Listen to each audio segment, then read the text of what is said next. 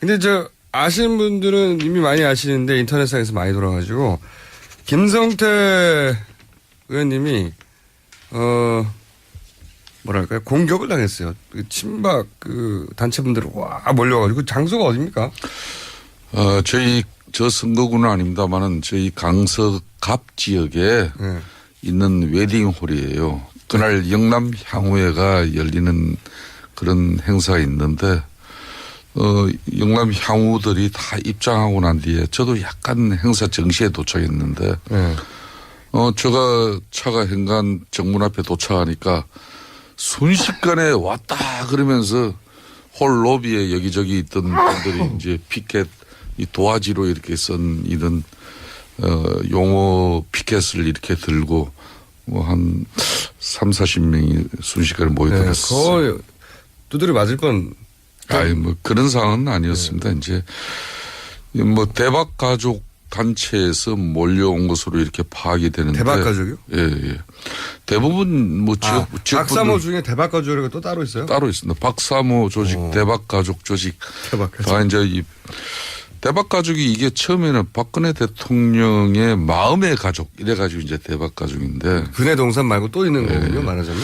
그래서 이게 처음에는 봉사단체로 출발한 걸로 알고 있습니다만은 이번 일을 볼 때 모임 성격이 변질된 것은 아닌지 뭐 그런 우려를 할 수밖에 없고 저뿐만 아니라 이 탄핵에 동참했던 의원들 지금 바른정당의 유승민 후보라든지 또 남경필 경기지사라든지 뭐 이런 분들도 찾아가서 무차별적으로 폭언 퍼붓고 이제 형표 부리고 있다는 그런 내용이 언론에서 보도되고 있지 않습니까? 동영상 찾아보시면 김성태 의원이 나타났다고 몰려와가지고. 근데 역사적으로도 보면은 극우가 더 거칠고 더 폭력적이고요.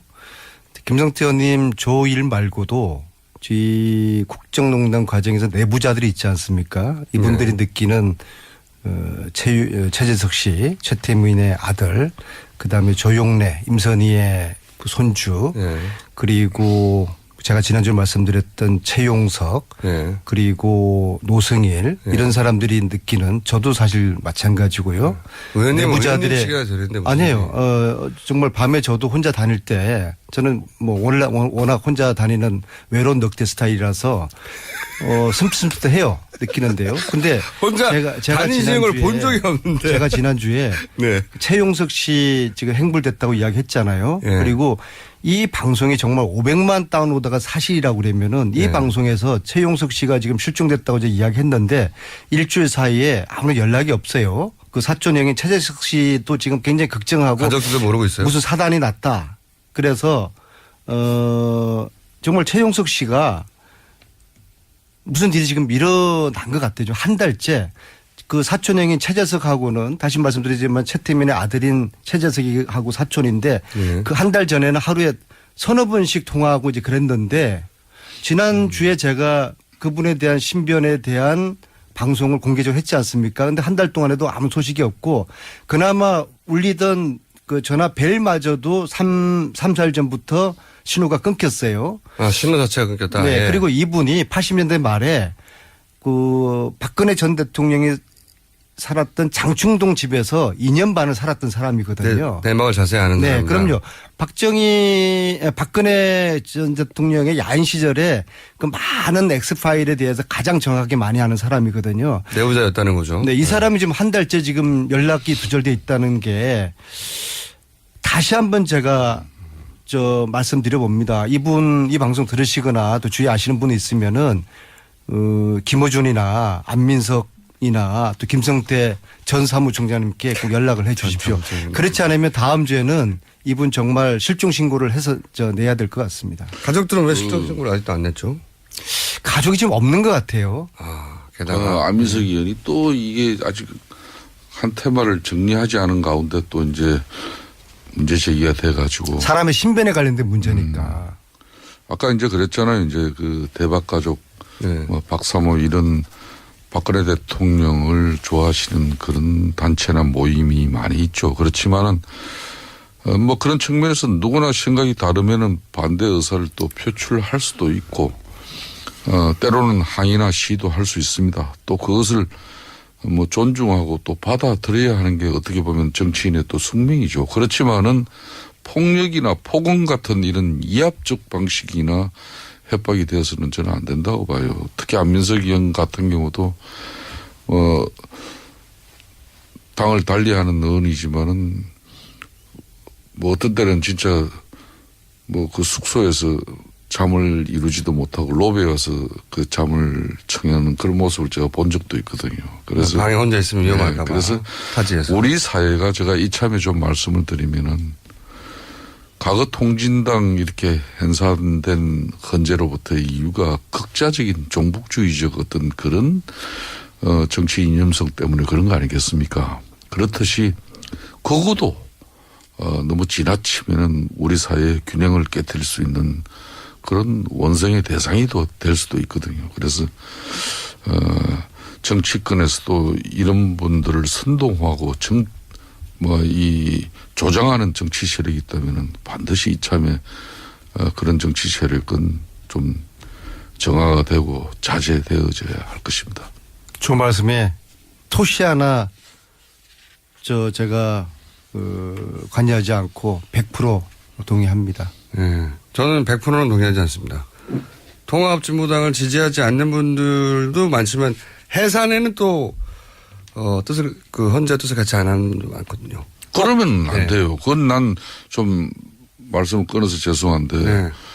지금 이분들도 박근혜 대통령 탄핵에 대한 헌재 결정을 아직도 수용하지 않는 그런 마음들이 있지 않습니까? 그러다 보니까 극단적인 행동이나 또 아니요, 이걸 누가 처신들이 극단적인 행동을 하진 나오는데 않죠. 네, 정당 해산을 하는 게 맞느냐. 헌재 결정은 네. 헌법기관입니다. 그 끝나지- 결정은 어떤 경우든 존중해야죠. 끝나지 않은 전쟁의 저자라서 볼 때 네. 요즘 세상의 전쟁은 말로 품격 있게 하는 것이지 아니, 총칼로 하는 것은 아니거든요. 정당은 국민의 선택으로. 폭력과 폭언으로 하는 것은 그건 아니거든요. 맞아요. 그건 100%고. 정당의 해산은 그러니까 정당은 국민들이 지지하지 않는 것으로 혹은 지지하는 것으로 승부가 나야 되는 거다. 뭐 이런 얘기인 거고요. 주제가 아니니까. 단일화. 보수 후보 단일화. 이게 제가 보기에는 이번 대선에서는 가장 큰 이슈예요. 네, 그렇습니다. 가장 큰 이슈. 지금 단일화는 그동안은 항상 진보 진영의 골칫거리였는데 이제 정반대가 됐어요. 될까요? 유승민 후보의 태도가 지금으로서 굉장히 중요한 것 같아요. 사실상 민주당의 지금 현재 당내 후보 경선이 사실상 본선에 버금가는 지금 현재 그렇죠. 병행을 그렇고. 이뤄내고 있지 않습니까? 그만큼 이제 사실상 민주당 내 문재인 전 대표의 이 조기 대선에서의 당선 가능성이 높다는 걸 네. 반증하고 있는 그건 내용이죠. 뭐 명백한 사실. 뭐 그런 측면에서 선거에 있어서 이 정파 간의 연대나 또 때로는 후보 단일화 논의가 나오는 것은 너무나 당연한 것이에요. 예전에는 근데 그러니까 이 새누리당에서 막 공격했어요. 단일화에 대해서. 당연히 그렇죠. 야합이라고 그때는. 지금은 너무 필요한 거라고. 그렇습니다. 예. 그렇지만은 더불어민주당이 배출한 그래서 더불어민주당이 늘 자랑하는 김대중 노무현 전 대통령 두 분도 단일화 통해서 이렇게 집권했다는 그렇죠. 사실을 잊어서는 그건 뭐 안 되는 거죠. 사실입니다. 예. 일각에서는 이걸 원칙과 명분 없다고 안민석 의원이 특히 그런 비판을 많이 하시는데 이번만큼 단일화의 필요성이나 또 시대적 요구가 높았던 적이 없어요. 또 중요한 사실은 두 분이 너무 화목하고. 이게 제왕적 권력의 최순실 국정농단의 이 폐단을 우리가 경험하고 대통령 탄핵까지 이루어진 이 엄중한 상황에서 더군다나 조기 대선 앞으로 40일 이후에 치러지는데 제대로 된 대선 후보의 검증 없이 이루어지는 이 마당에 가장 박근혜 대통령 탄핵에 큰 수혜를 입고 있는 문재인 전 대표가 그냥 대통령이 돼야 된다? 이거는 누가 그렇게 전적으로 동의하겠습니까? 의원님, 마이크 페널티 시스템 적용 안 알겠습니다. 할게요. 이게 말 좀 하세요. 네. 끝나지 않은 전쟁의 저자로서 저에게 단일화 한다 안 한다 OX를 물으면은 저는 100% 할 거라고 오를 칠 겁니다. 왜냐하면은 단일화 한다? 제가 바른정당 창당할 때 그랬지 않습니까? 이 자리에서 이건 위장이혼이다. 위장이혼이다. 인정했지 않습니까? 또 겨울에 잠시 박지정당 겨울에 잠시 헤어졌다가 이제 꽃피는 봄이 오니까 다시 만나는 거예요. 특히 바른정당이 지금 박쥐 신세지 않습니까? 지지율 5%도 안 되니까 존재감이 낮아가지고 지금 위기감을 느끼고 있거든요.